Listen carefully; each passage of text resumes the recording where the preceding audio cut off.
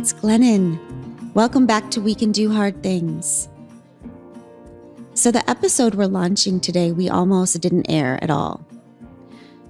We recorded this conversation on a day when my sister was feeling really overwhelmed and kind of angry.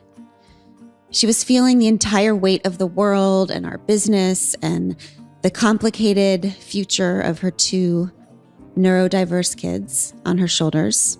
And her angry overwhelm was causing a deep rift between her and her partner, John. She felt resentment for him because while she knows he's a deeply good man who loves her and their babies, she also knows he doesn't carry the same emotional load that she does. That because she's a woman, she is expected to do endless hours of invisible work that he isn't expected to do. And that because her partner, John, doesn't carry the constant caretaker ticker that runs through her mind all day and night about what everyone in her life needs now and tomorrow and a decade from now, he has more free time and energy and space in his day and in his mind. Which means he has more free time and energy and space in his life. And in the end, that discrepancy means he has a fuller life, more time to be human. And that pisses her off. After we recorded this conversation, we thought, well, that was a good sister conversation, but we won't make it public because this is personal. This is a unique situation. People might not understand. But then, a couple weeks ago, we aired the fun episode. In it, we talked about how so many women don't know how to play, how to have fun, that often we forget how to play as young girls because fun requires being unself-conscious, and little girls are trained to care more about how we appear than how we feel. And as we get older, we are further trained to care for others' needs instead of our own. We forget how to play when we learn how to constantly please and serve. We don't get to play because we have too much damn work to do. And so we end up having less joy and less life than we should. And the response to that episode was incredible. My sister and I have read through hundreds of your reactions and comments and reviews on social media, on our voicemail. Messages from women who are wives and parents, and from women who are single parents, and from women who don't have kids but are single-handedly caring for aging parents or ill siblings, and from women who are not caring for family but find themselves the default caretaker of their offices or their wider community. We have sat silently together and listened. We have read your stories aloud to each other. And the common denominator has been women are overwhelmed and a bit angry. You want to share the weight of the world. You want the world and your work and your families to stop expecting you to keep them spinning alone and invisibly. You want some life back. You want to get to live too. So, sister and I learned once again that the more personal we get, the more universal we are. That no life is really all that unique at all, and that one woman's issue is usually millions of women's issue. And that we are never alone. So let's begin.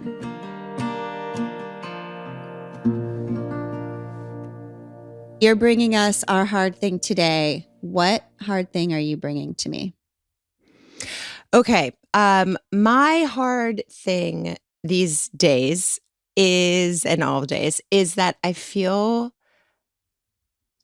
like I am walking around in work, in my family, in my kids, taking care of my kids, in my house, life, everything. Like on the outside, I look like I have my shit together. Like I look like I'm just calm, I'm just getting it done. But 1 millimeter beneath the surface is like frothing lava. Like I am a dormant volcano, And God help you if anything happens, anything at all, anything that's just normal part of life. And then I am just ready to just spew and destroy the world. Like that's the feeling that I have at all times. And I think I realized that recently, that it's just that I feel like my mental space is the equivalent of that like lava at the very top of the volcano, that there is no breathing room in my mental space. And it's just like this constant, it's like a CNN ticker that's like, tick, tick, tick, tick, tick, tick, tick. Here's all the things you should be doing right now. And while you're doing those, please do all these other things. And by the way, you need to call the kid's therapist. And by the way, have you worked on the 504 plan? And don't worry, because you have to ask your neighbor if she can get you in that one soccer team for the kid. And you've got to, and that there's like all the kid list, then there's the work list, then there's the home list, then there's the, and there's never, it's like all of the things that come together to architect a life.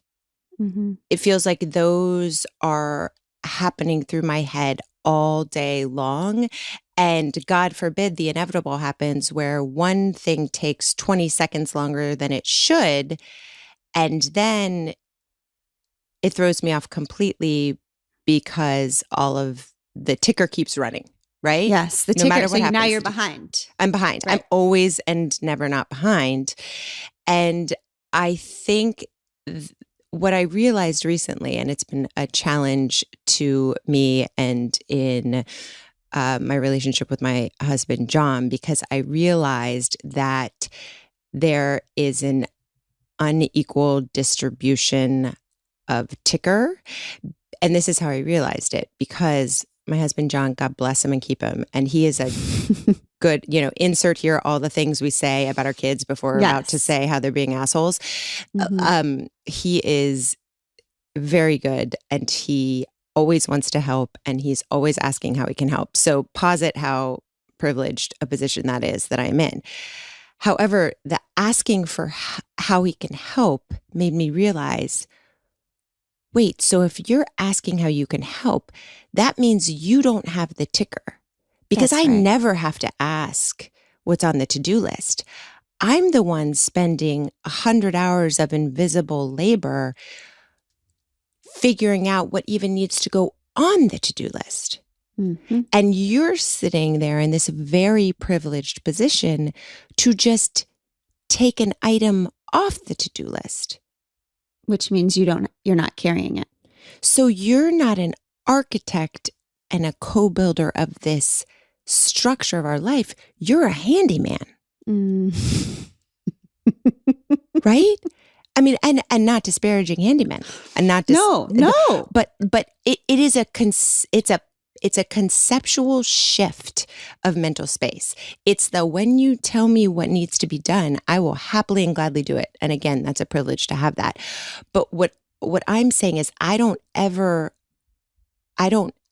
not ever not thinking about what the 10 steps that need to go into one item on that to-do list. And that means that I'm jealous.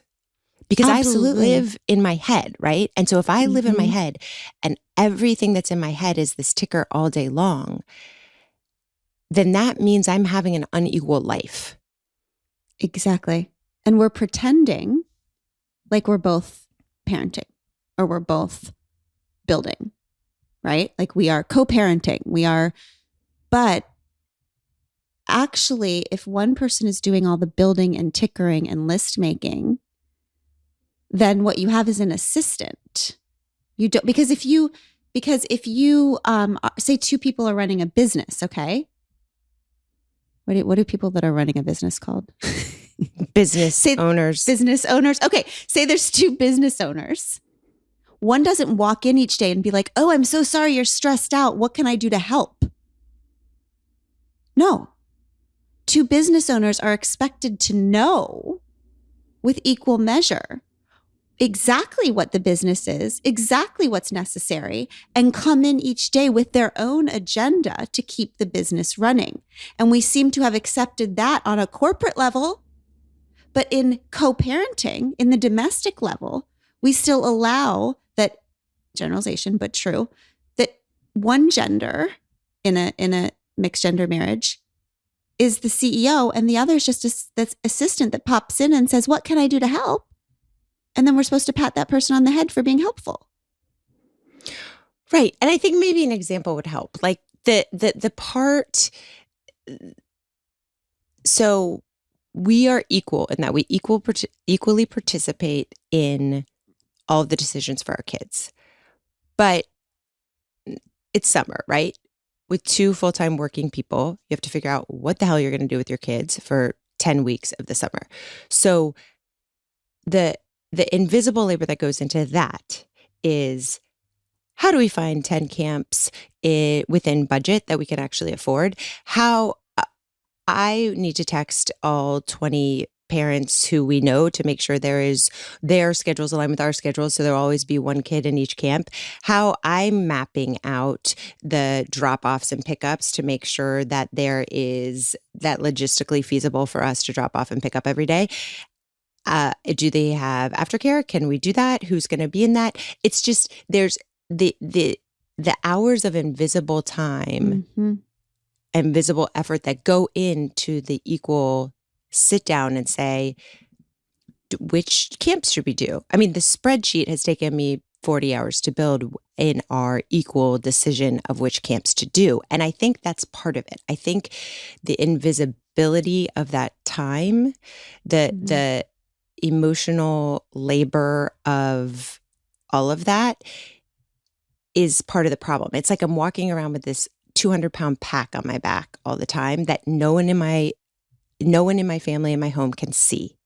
And so, in addition to not appreciating that I'm carrying that pack all day, they're actually pretty annoyed that I walk around hunched over all the time. So it's double. And then I'm thinking, yeah, I must be doing it wrong. There must be something wrong with me that I'm always so stressed and tired and I have no mental space because I'm the only one hunched over all the time. So I'm the one doing it wrong.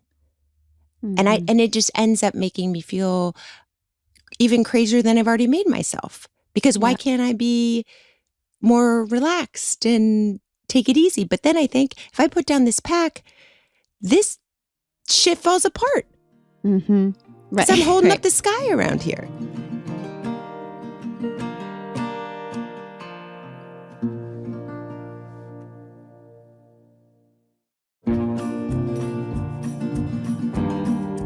So what is it? Okay, because I used to think this was completely gendered. And it is mostly. But I had the ticker in my last marriage. Okay. And then I got married to Abby, and I thought, since I'm entering the same gender marriage, this is going to be some nirvana of nothing's going to be gendered. We're going to be so free from all gendered roles inside a domestic partnership, right? It's going to be amazing. And then a year in, I just stressed with the kids stuff, with the work stuff. And Abby started coming in and saying, okay, just tell me what I can do to help. And I remember I sat down with her one day and was like, you asking me what you can do to help is just making visible the fact that you don't know that I am the mental runner of this show, and that you feel like your job is just to pop in and ask what to take from the list. But the fact that you have to ask, don't you understand that someone has to make all the lists? Right. Right? Like, I need somebody else who's making lists, not who's just asking me what they can take from the list, because what that implies is that it's my list. Right. But if we're co-parenting here, it's not my list. Right? So what we did is we actually sat down and said, okay, I don't know anything. Craig's so good at, we have 3 parents. So that's a huge, huge privilege and blessing because we have a blended family. So, Craig, you know all their doctor stuff. You have the medical ticker now. Everything to do with the kids. Like if they don't go to the dentist for 3 years, that's your gym. Abby, clearly, you know all about the sports. Okay. If these children don't do sports, if they don't go to practice, if they miss a tournament, that's your gym. Right. So it was like the division of the categories of tickers helped us. But in order for that to work, two things have to happen. The other co-parent or partner, if you're lucky enough to have a other partner, like we talk about the single moms and single dads who have all the tickers all the time. But the other person has to step up and do things well, right? Mm-hmm. And then the original ticker, caretaker, has to allow the other person to do things in their way. So what does it look like when you do pass over responsibility? Or have you ever? I mean, No. We both have tiny, barely perceptible control issues. The tiniest kind. Only the tiniest kind of control issues. No, it has. Like I have successfully transitioned a couple of tickers and they've nailed them. He's nailed them. But I think for me, it's all of the ones, we have 2 kids who are neurodiverse, and it's all of I can't, those kinds of things, like who are going to be their therapists and how do I get the 504 and will the insurance cover it? And the full-time job that is, I honestly don't see myself releasing that. Mm-hmm. I don't. So so I have to own that. But at the same time, I also have to own that I have this relationship that that my frustration at the mental load that I'm carrying is obvious. So mm-hmm. it's this, for anyone who's listening and thinking, wow, you must be a damn joy to live with. I mean, correct. It's not working for anyone. And this is what I think is happening I have to think this is happening in a lot of families. Like you're carrying this around because you believe you either have to, because you do actually have to, because the other person is going to do it, or you believe you have to because you believe that this is so important to your work, to your kids, to your life, to your home, that only you can carry it. Mm-hmm. So you have that load, but then you also have this exhaustion and anger about having to do that, and about this unequal enjoyment of your life that you see the other person having. Mm-hmm. But then they don't actually have a more enjoyment of the life because you're so bitter and pissed as you walk around all day that you're poisoning everything. Like I think I've noticed lately that because so much of this is invisible, all of this work is invisible, that I've just kind of made it visible. I just walk around like a ticking. I'm like, well, I did this and this and this today, and I called the whatever today, and I did this and this and this. It's like, let the record show. Like, yes. At least that I'm doing that. And that is not fun for anyone. It's not fun for anyone. And then talk about when God. John sends you an article. So my sweet husband is just always trying to like connect us more. And clearly, because of my mental space, I'm not, I'm overloaded. And so he does. You mean like you don't want to make out all the time? Just only every other time. And so he does this like precious thing where his love language is like sharing and talking and quality time of discussing things. So he will, like in the middle of a crazy day where I haven't like peed in 4 hours, he will text me an article about like geopolitical developments in Asia. Okay? And say something like, this is really interesting. We should discuss. And instead of receiving that the way it was given, which is a wonderful gesture from someone who's interested in actually talking to you and hearing your thoughts, I'm like, you have got to be freaking kidding me. Like, you had the time. How many articles did you read before you got to this one? So you're telling me you have the time to identify and digest soul and mind edifying content, and then we have the audacity to suggest that we have the time to discuss it when I haven't taken a shower in 4 days. And it just feels like I legitimately receive it as an insult to all that I'm carrying, as opposed to an outreach of him trying to connect us. And that's just what I mean. It's not working. It's not working. So I need to figure out, I need to add to my to-do list, figuring out how to make this work. Fix your life. So if someone is listening right now and saying, because this is not that, but I was talking to a new friend this weekend. She's a single mom. She's just working her butt off at work, home with her baby, all the things. And she said, and then every night I have to take my dad dinner.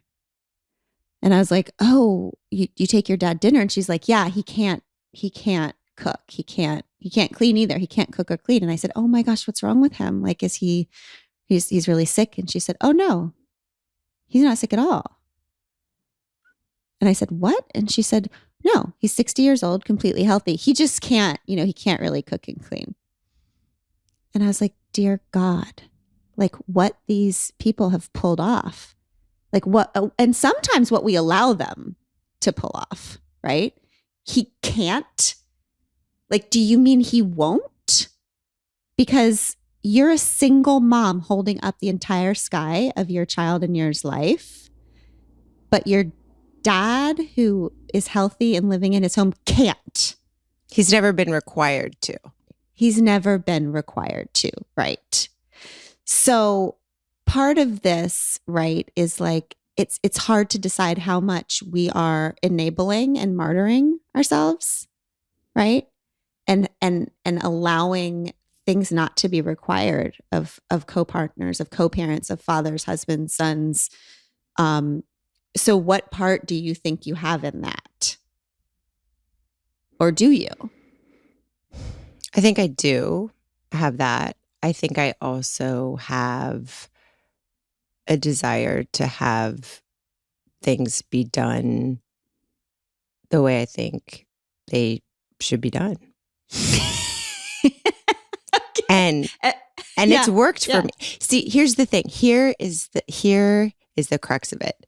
It has always worked for me. And it has always not worked for me. So the outcomes that I get when I do shit myself are amazing. Yes. I have that. I have the things in my life that I want, and I have built them. Yep. And I am also most of the time miserable. Yes.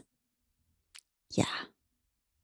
And this is the theme of all the things. I mean, you're, I would say for sure, the most stressed out person in our family, right? Of like the four of us, my mom, my dad, me, and you.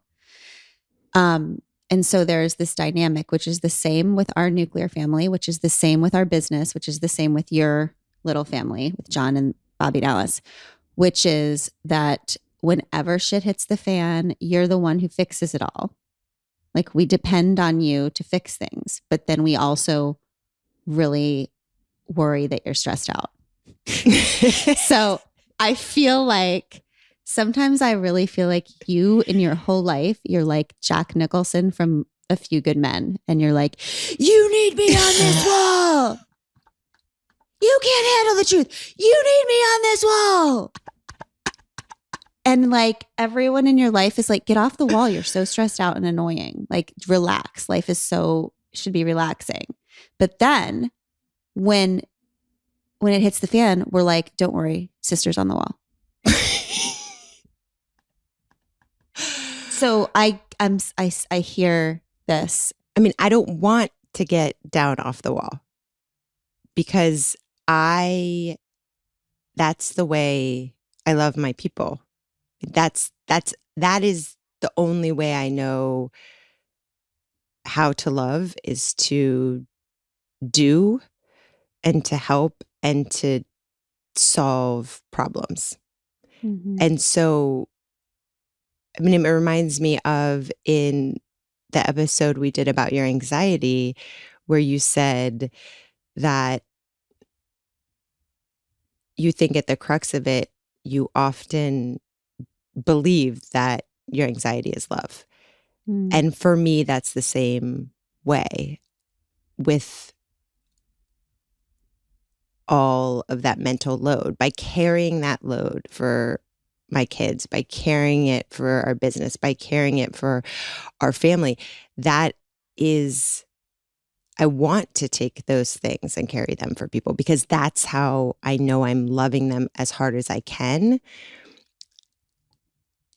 The problem is the effects of carrying that are often that the people that I want to love don't feel my love because my effort is in the carrying and not in loving them the way that they need to be loved themselves. And then when they look at me and say, not with their words, but with the why aren't you investing in us? Why aren't you giving me what I need? In my heart and in my mind, I'm like, I am giving more than I have. I am giving every ounce of myself every moment. I have no mental space, no physical space, no hours that are not caring for all of you and loving you. And it's just, so I feel like I'm pouring that out. And then sometimes I feel like I'm getting back. Well, put it down. And I feel like, put down my way of loving? I don't understand. Like the way that it's tricky. The whole thing is tricky. Yeah. I mean, I do feel that same way with the anxiety stuff. It's like that's how I know to love, is freak out about everything and worry. I worry, Abby will suggest I stop worrying. It'll all turn out fine. So she says, it'll all be okay. And I'm like, it doesn't be okay. It be's okay because I made it okay. But amen. But sister, it'll be okay. You make it okay by doing things. I literally just sit in my house and freak out about things. Okay. So, but there is a part of me that will always and forevermore, no matter how healthy I get, believe that I am worrying us all into success. Okay. That if it worked out, it is partly because you did your part, made myself miserable. Okay. So it is I don't have a solution for this, but it is an interesting idea that I am loving people by being anxious for them. And that often makes them feel unloved because my anxiety forces me to not be present ever. And that your way you're loving is by project managing and controlling and staying on the wall. And what your people are saying sometimes, fairly or unfairly, is that when you're on that wall, you're not with us. Correct. You are not present. And so this idea of the way we are deciding to love the crap out of our people, so much so that they can't feel it. Right. We're loving them so hard they can't feel it. That they are unloved. Right. Okay. So on that note, now that we've not solved any problems, we are going to take a quick break and then we are going to answer some hard questions.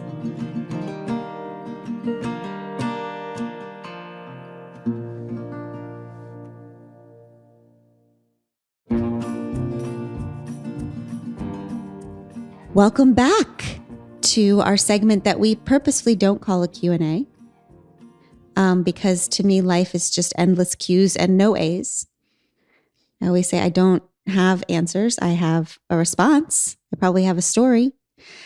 Let's get to our hard questions. The first one is from Ashley. My name is Ashley, and my question is around becoming a mom. How can you be a mom and not lose your entire self? How can you be a mom and be a woman and a wife and a worker and a human that is still independent of your children? I don't know how people do that. Is that possible? Is it just something that you kind of give up when you become a mom? Is that part of the gig? And how do you do it? I guess that's my major question. My name is Ashley. Thank you. Okay, Ashley already gets the Q&A because she said, she didn't even say, I need your answer. She just said, I need your question. Ashley, I too have questions. First of all, I just love Ashley. I loved her voice. I loved her vulnerability. When you said, is giving yourself up part of the gig, it made me think, yes.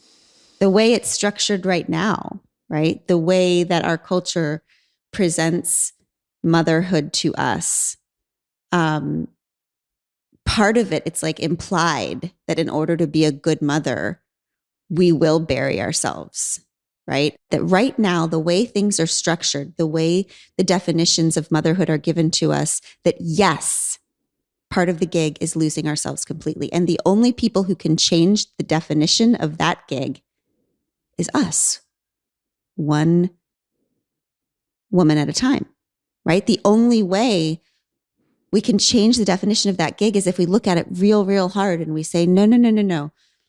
My children will do what I do.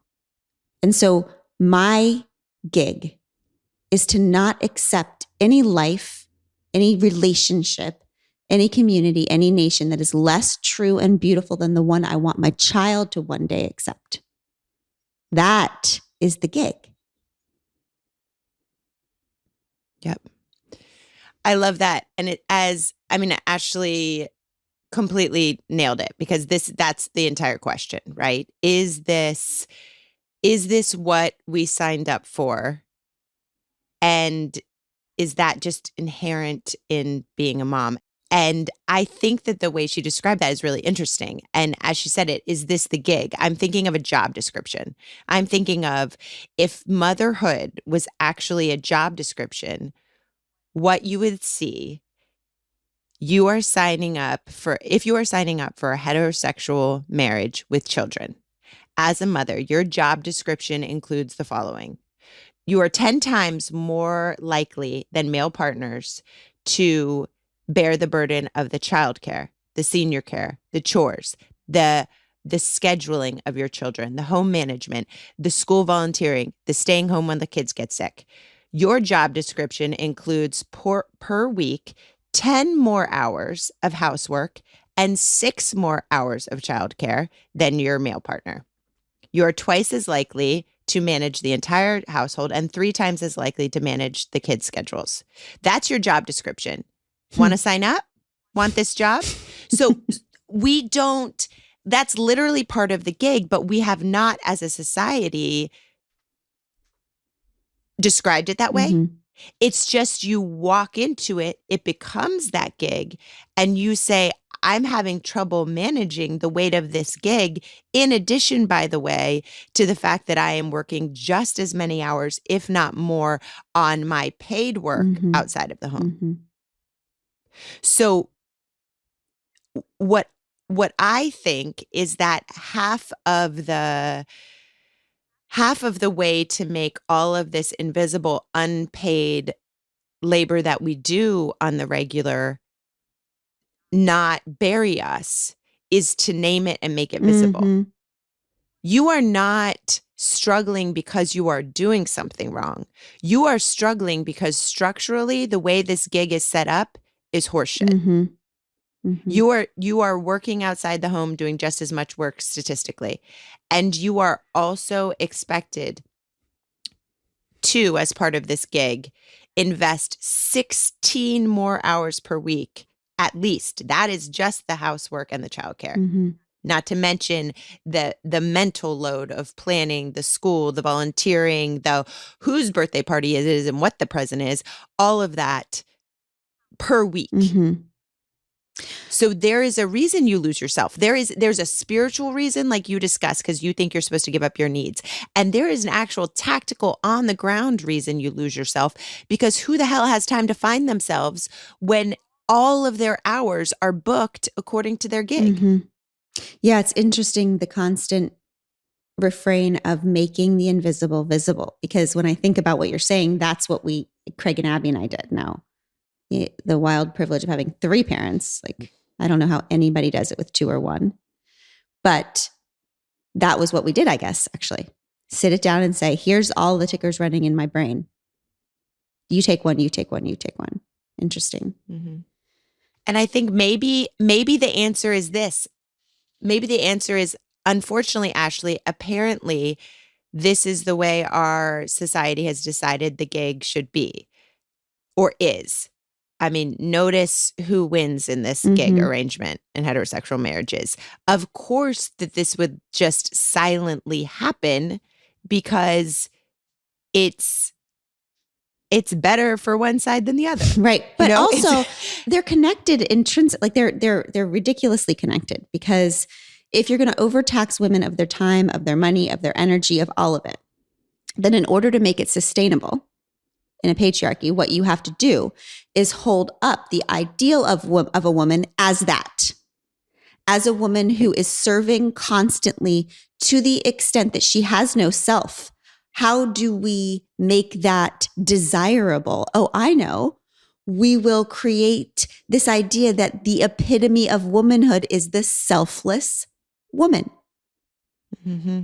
Right? So then not only will we not be pissed off about not having time for herself, we will chase it like a dirty pink bunny because they're telling us that is success. How many of us talk about our mothers as, oh God, she was so selfless, as if that's some kind of compliment as opposed to an actual commentary on women in the world. That the epitome of success would be to lose yourself completely, to not have a self, to not have a life. That's it. That's the golden ring. Yep.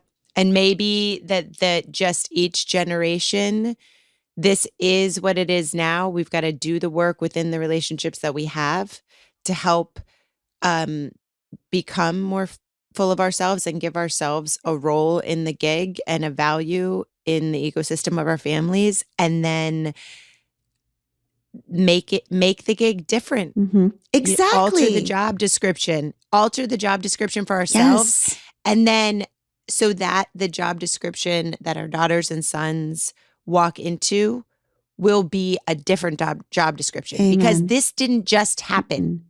This job description didn't just occur. Like anything, you sat down and said, what's gonna work for the people who have the power? Yes, exactly. And what I know about women after listening, it's my job, my main job, is just to listen deeply to women, right? Occasionally a man, definitely non-binary people.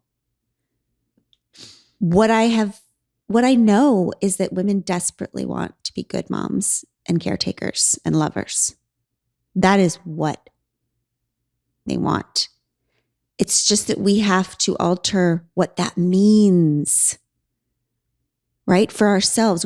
Yes, live to be a good lover. But what does that mean? We must include the idea that love does not require us to disappear ever. That love insists that we show up fully, right? Love is about fully emerging. And we have to just say, yes, okay, I want to be a good mom, but is a good mom a martyr? Is that what I want to pass down? Or is it part of the job description to live fully? So that one day these little ones will give themselves permission to live fully because I just I know so many people who are desperate to let themselves live and feel guilty about it because of the legacy that a martyr mother passed down to them. That's the chain we have to break and create another golden ring, right? That is the definition of good motherhood that includes modeling, refusing to slowly die. Okay, let's go to another question.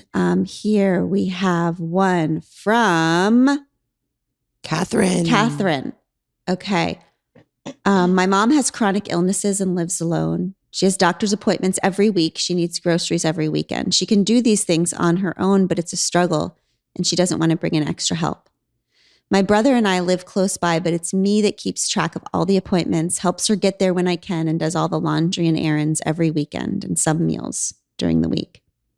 My brother pops in and out, does things when asked, but I'm shouldering all of this alone. And it doesn't bother him at all that our mom needs help. When I asked him if he doesn't worry because I take care of all of it, he said no, he wouldn't do anything differently if I stepped back.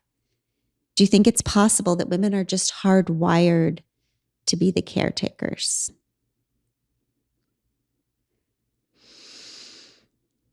This question reminds me of this meme I just saw. My brain, like many of us, is just a large file folder of memes. That said that this one person asked a soon-to-be father, I think his partner was pregnant, if he wanted a boy or a girl.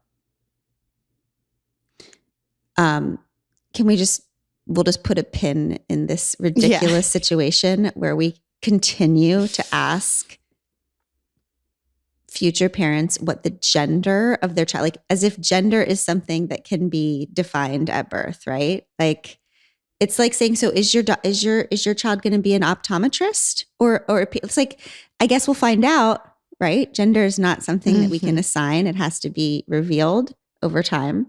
But besides that, the dad says, I'm just hoping that it's a girl just because, girls are just so much more nurturing and caretaking and loving. And so I'm just really hoping it's a girl. And now when I think about that, I think, okay, he was probably trying to be sweet. Like to him, that probably felt like progressive. I'm a dad who wants a girl. Yay. But I just kept thinking, oh my God, even this fetus has a higher emotional load. Like even female fetuses are in there with already expectations that they will freaking take care of us. Right. And think of how insulting that would be to his male fetus. So you, little one, I am already anticipating, will not be able to understand the emotional and physical needs of the world around you and respond to them appropriately. Right. Like it's so strange. It's so insulting to all genders, beyond gender, everybody. It's just insulting to everybody. To answer Catherine's question directly, I can only tell you what I think. I think that we are conditioned to be caretakers. I do not believe that we are inherently born one way or the other. I think the second we're born, we start getting messages about what we need to do because of our gender. And so do little boys, right? And that just gets solidified over time. What's your take on this? I don't know scientifically anything about hardwiring. I do know that when half the population continues to take care of things, the other half of the population will never know whether they have the capacity and the ability and the joy of participating in things because they won't ever do it. Yes, it's so true. I mean, when you said that, I was just thinking about when Chase was first born, Craig lost his job. And so I was teaching and Craig was home with Chase for a while, like during what should have been my maternity leave or something. I don't know. But I think of that as this huge blessing for us because Craig never got to have the learned helplessness that we all as a culture foist upon men by pretending they can't do things like change diapers or, feed the baby all day or all there was none of that learned helplessness. Like it was sink or swim, just like it would have been for me if I was the one home. And so Craig learned, and I learned early on that he was just as capable of caretaking as I was. And that carried throughout the kids' lives. I just wonder, I sometimes think about what the next generation is going to look at us and say is absurd about our arrangements. Because, I mean, when I talk to my peers of my age group, the things that they say about their parental dynamics that are absurd to them, like the way that their father will walk into a room and talk about, I wonder when we're having lunch. And then the mom will go prepare the sandwich.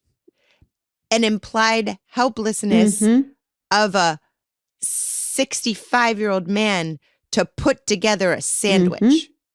Never mind that he was, the manager of a business, but there's no world in which he may make his sandwich. What are the things, we should not think that we are more evolved than that. We are a little further down the road, but there are so many dynamics in our relationships right now that are the equivalent to the sandwich making. Yep. That's right. All right, let's go on to Danielle. Hi, Glennon. My name's Danielle. I'm newly married, and in the past year, I've begun to feel very overwhelmed with my new job and all the responsibilities I have in our household. I see my husband taking time for himself, reading books, going for runs, watching TV, having fun, while I spend all my spare time cleaning and cooking and doing everything to maintain our home. How do I release some of the responsibilities I have so that I can have time for myself too? Thanks. You have recently released something. And so I wonder if you might be able to respond to Danielle. Yes. So we recently, John and I sat down and just looked at our lives. And all of the things that need to be done on the regular and decided on a distribution, which goes back to Ashley's question.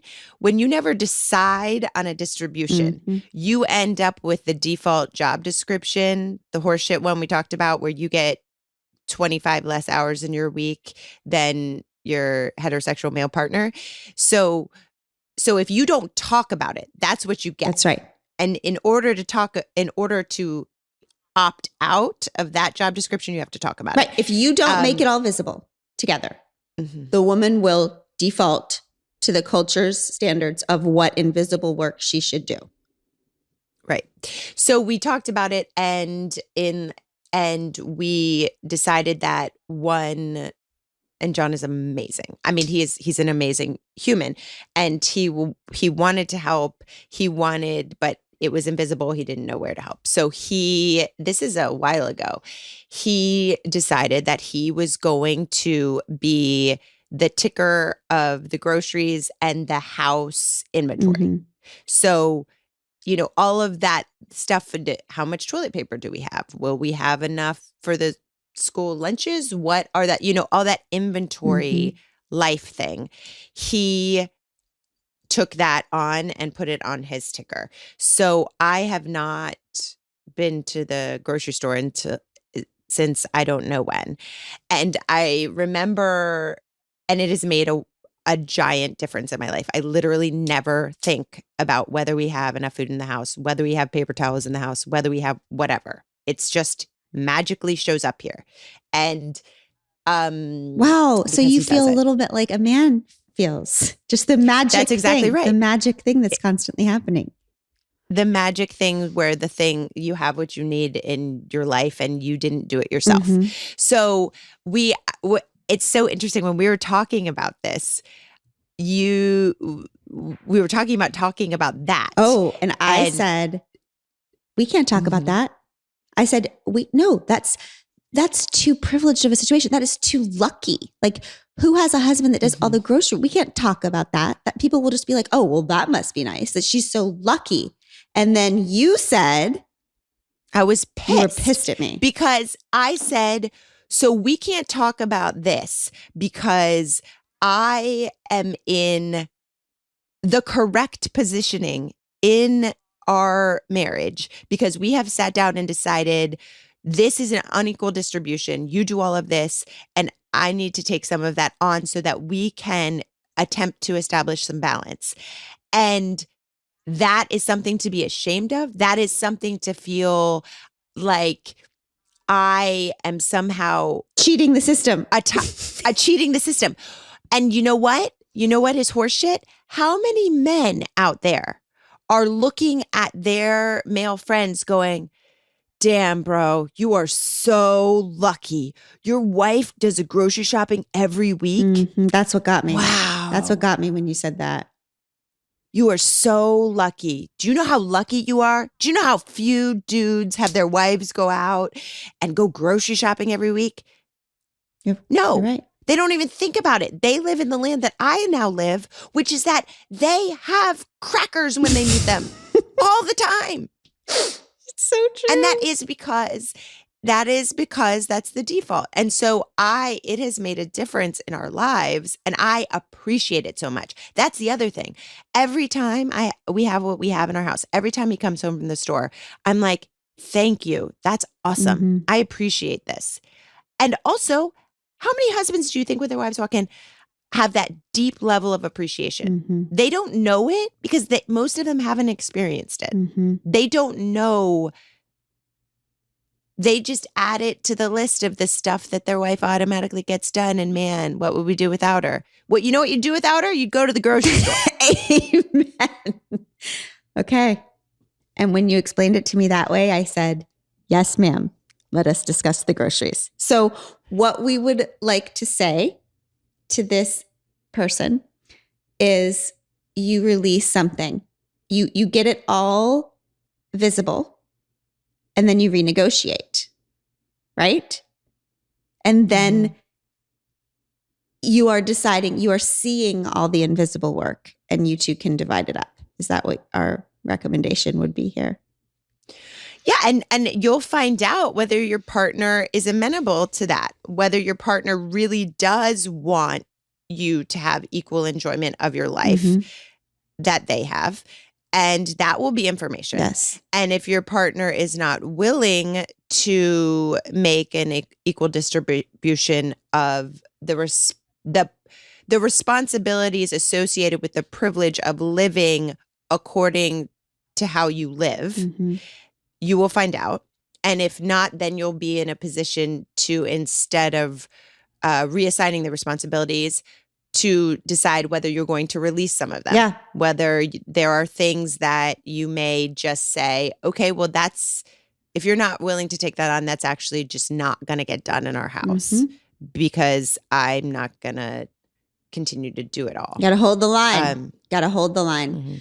I mean, I think I'll just say this and then we'll go to our next right thing. But when you're speaking about all of this, I'm thinking about Abby and me and the difference in the same gender marriage. And we were actually just talking about this last night, so Abby does the cooking, I do all the laundry, and we both feel so deeply grateful for it each time. Like every time I put a pile of clothes in Abby's closet, she literally is still like, thank you so much for doing the laundry. And I feel the same way when she's cooking. And I think that's not because it's a special love. It's because there are no invisible expectations. Because there's no default to, oh, you're the girl, I'm the guy. And all of our internal conditioning kicks in about what each is supposed to do. That's not there. So you actually see it all as an offering or something. I think that's true for John and me. I have never felt closer to him than when we sat down and we said, we're going to do this.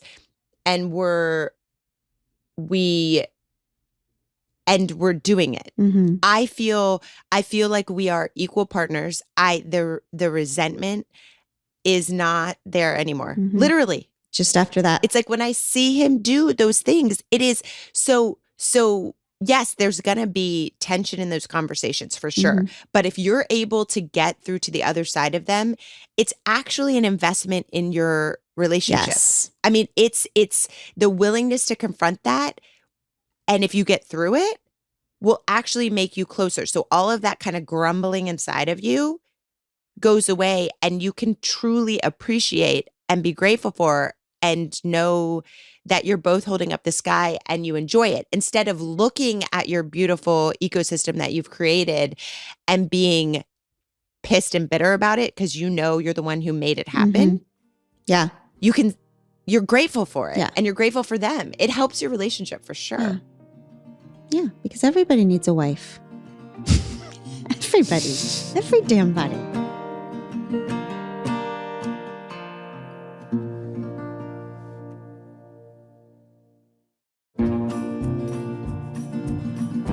Next right thing. What's our next right thing for these beautiful people? What are our pod squads going to work on this week? I mean, I think that there's two things. I think we could get to the release of something. We could practice just releasing something, like you released groceries, and then hold the line of whatever happens next. And if it doesn't happen exactly as we want it to happen, accept. Go back and listen to boundaries. Oh, yes. And then accept. Yeah, go listen to the boundaries episode for sure. But I also think, I also think there's something to this, just beginning to make all of the invisible work visible, just getting it all down on paper, getting the ticker from your brain out on paper so that all of the partners in our lives can see what's being done invisibly. Yes, I think that's correct. I think that writing, going back to Ashley's point, what's the gig here? You know, what are all the things in the gig that makes your household run, that makes your life happen? And then figuring out what you can give. So it's, making the invisible visible. Then it's figuring out how you can redistribute that, really talking about it. Then it's both the holding the line and letting go. Yes. So you have to be willing to, if you give the ticker of the groceries to your partner, whatever groceries come in the house, you say, thank you so much. Even if it's I love just crackers. Even if it's just crackers, you're eating crackers. Okay. And that is, I'm a control freak, and I have never, you know what I'm never going to say a word about? Crackers. Whatever food is in the house, because I am so grateful for that. Right. So you have to get it. But on a more serious note, you really will have to cede some control over how those things get done. Yeah. Okay. And also, just before we stop, I want to also say this isn't just about households. I mean, the amount of messages we listen to people who feel the same way outside of their small nuclear family, to their extended family, the women who are taking care of the whole family, get that invisible ticker out. Show your brother what it is that you do. Show your mother what it is that you do. The messages we got from women who somehow default have to take care of the whole office. All that the women do to keep offices together, right? It is the equivalent in the office space, in the workspace. The studies that look at the invisible work inside of the home and the ratio of disproportionate execution by women are the exact same as in the workplace. The unpaid work in the workplace, right? All the holiday parties, all of that. When I read those studies, I was full of rage because you know what? The men don't do the unpaid work in the workplace. Right. Okay. So we're gonna reel this in, Sissy, because we're gonna save the workplace rage for another episode because I know you have enough. I have enough rage for all. Yes, you cannot spell courage without a little rage, y'all. Okay. So next right thing. In big ways or small ways, make the invisible visible this week. All right. We love you. This stuff is hard, but we can do hard things. We Can Do Hard Things is produced in partnership with Cadence 13 Studios. Be sure to rate, review, and follow the show on Apple Podcasts, Spotify, Odyssey, or wherever you get your podcasts. Especially be sure to rate and review the podcast if you really liked it. If you didn't, don't worry about it. It's fine.